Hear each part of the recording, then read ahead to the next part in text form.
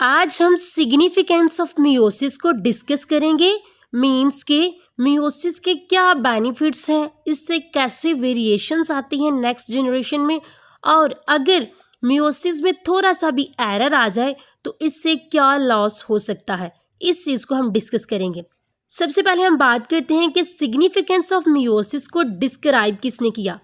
1890 में एक German biologist जिसका नेम था अगस्ट वेजमैन, इसने सिग्निफिकेंस ऑफ मियोसिस को डिस्क्राइब किया था।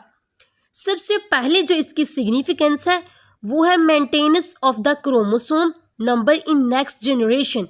मीन्स के मियोसिस की वजह से जो नंबर ऑफ क्रोमोसोम्स हैं वो नेक्स्ट जनरेशन में मेंटेन रहते हैं। वो किस तरह? क्योंकि मियोसिस के जरिए जो डिप्लॉयड गैमेट्स हैं वो हप्लॉयड गैमेट्स को जनरेट करते हैं, प्रोड्यूस करते हैं। लेट्स सपोज कि जब कोई बच्चा पैदा होता है या इंडिविजुअल बनता है या ह्यूमन बनता है तो वो कैसे बनता है? एक गैमेट उसकी मदर से रिसीव होता है और एक गैमेट उसके फादर से रिसीव होता है, तो एक डिप्लॉयड जाइगोट बन जाता है। ये जाइगोट ही नेक्स्ट इंडिविजुअल पैदा करने में हेल्प आउट करता है। तो ये जो क्रोमोसोम्स हैं वो नेक्स्ट जनरेशन में किस तरह बैलेंस रहे? मियोसिस के प्रोसेस के थ्रू ही। इधर प्लांट्स में अल्टरनेशन ऑफ जनरेशन का डिस्कस किया गया है, ये भी मियोसिस के जरिए मेंटेन रहता है। अगर हम प्लांट्स की अल्टरनेशन ऑफ जनरेशन की बात करें तो इसमें हमारे पास सबसे पहले आ जाती है sporophyte generation. Sporophyte generation meiosis के थ्रू स्पोर्स प्रोड्यूस करती है। इसके बाद हमारे पास आ जाती है गमीटोफाइट जनरेशन। गमीटोफाइट जनरेशन ने गैमेट्स को प्रोड्यूस करना होता है।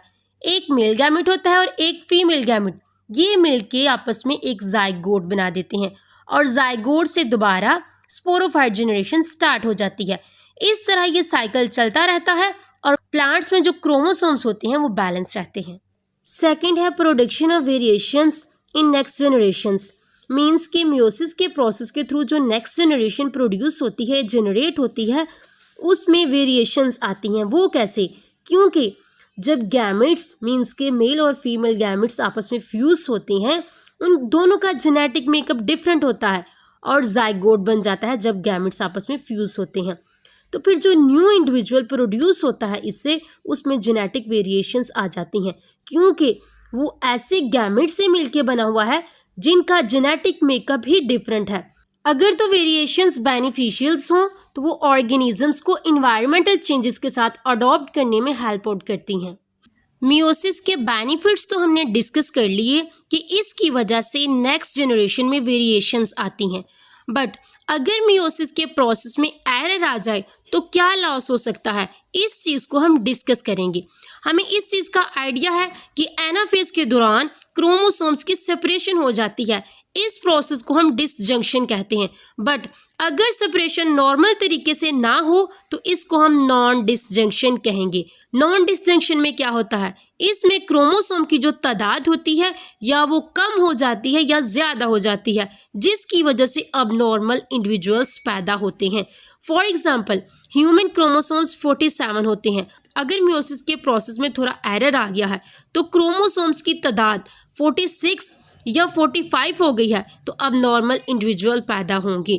फॉर एग्जाम्पल कि ऐसे इंडिविजुअल पैदा होंगे जिनका या तो ब्रेन वर्क नहीं करेगा या जिनकी नाक चिपटी हुई होगी या बोने होंगे, मीन्स के कद में बहुत ही छोटे रह जाएंगे या बहुत ही लंबा कद हो जाएगा, मीन्स के जो नॉर्मल हाइट में नहीं आता।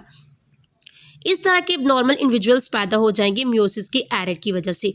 ये थी सिग्निफिकेंस ऑफ मियोसिस। उम्मीद करती हूँ कि आपको ये वीडियो पसंद आई होगी। काइंडली मेरे चैनल को सब्सक्राइब करना मत भूलिएगा ताकि इस तरह की मज़ीद वीडियोस आप तक पहुँच सकें। शुक्रिया।